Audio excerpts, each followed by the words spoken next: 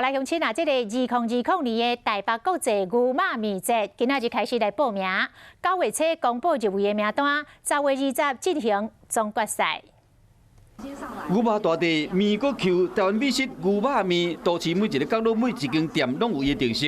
今年要抢台北国际牛肉面节的冠军宝座是什么人？我是做拉面的关系，就牛肉面是用拉面的做法做的牛肉面，是用牛小排，然后再搭配我们的干拌面。对，那干拌面的部分的话，就是用我们店里面做的炸酱面这样。 今年有袂少外国企业的牛肉面准备要参加比赛，比赛重点是汤头。 分做甜的、红烧甲甘仔米的，各选出前3名，有老牌饭店的师傅来挑战。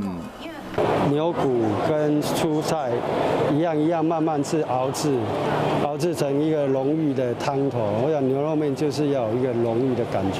我们也会把这个好吃的牛肉面，把它的地图制作出来，让大家都可以来方便的搜寻。